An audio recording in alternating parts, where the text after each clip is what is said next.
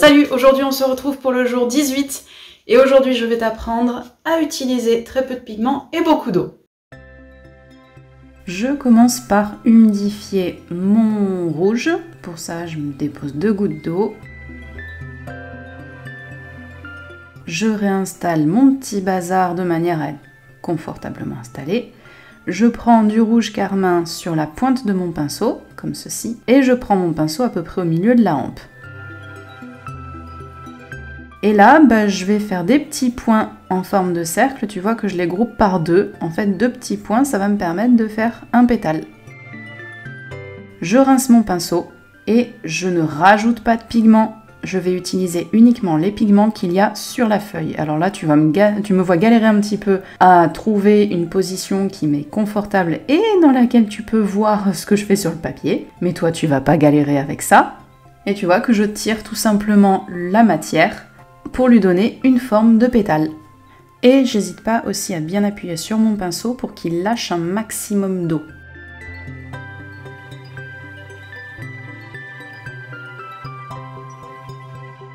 Donc tu as bien vu que je n'ai pas rajouté de pigment quand j'ai fait mes pétales. Pas pour l'instant en tout cas.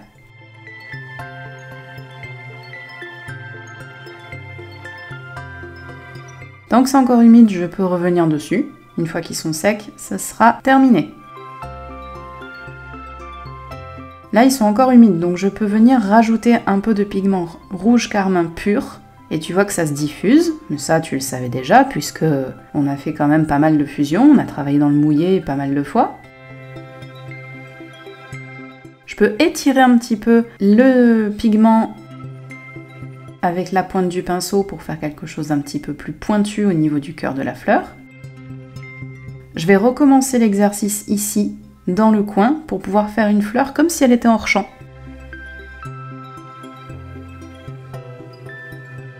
Et je pars toujours du centre de ma fleur vers le bord des pétales, pour pouvoir étirer la matière, de manière à ne garder le côté le plus pigmenté que vers le cœur.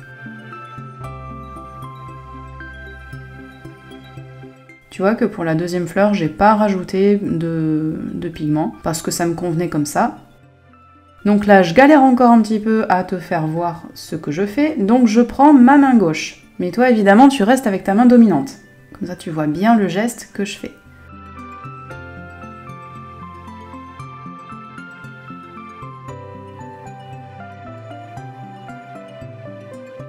Si les pétales fusionnent entre eux, c'est pas grave, tu laisses. Donc forcément, tu vas obtenir un rose très très clair. Là, tu vois que je reprends ma main dominante.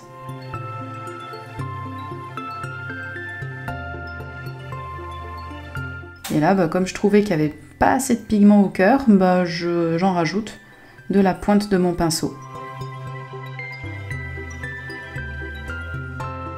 Je dessine quelques petits détails de la pointe, je rince. Et là, je vais faire le cœur avec du noir, du gris de Paint, pardon. Et là, je fais des petits points comme on a fait la jarre. Tu te souviens qu'on a fait la jarre de fleurs avec, en faisant des petits points comme ça. Même technique. Alors là, tu vois que mon gris de Paint a diffusé dans un pétale. À la base, c'était pas prévu, mais je le laisse faire pour que tu vois que moi aussi, il y a des choses que je fais et qui parfois sont pas forcément prévues. Donc je l'ai laissé.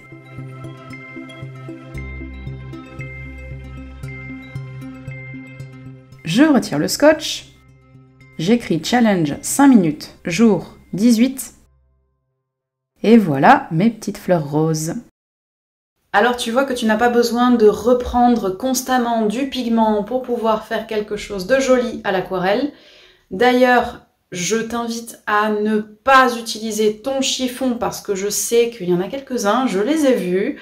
Ceux qui font des vidéos avec mes tutos, déjà ça c'est très cool. Continuez à le faire, je vous encourage à le faire. Mais du coup ça me permet de voir certaines erreurs et je vois que certains trempent le pinceau dans l'eau, essuient sur un chiffon, mais essuient beaucoup, hein, pas juste un petit, juste pour enlever l'excédent d'eau. Non, ils sèchent complètement le pinceau et ça, faut pas le faire. Ça c'est une erreur. Enlève ce chiffon, enlève-le.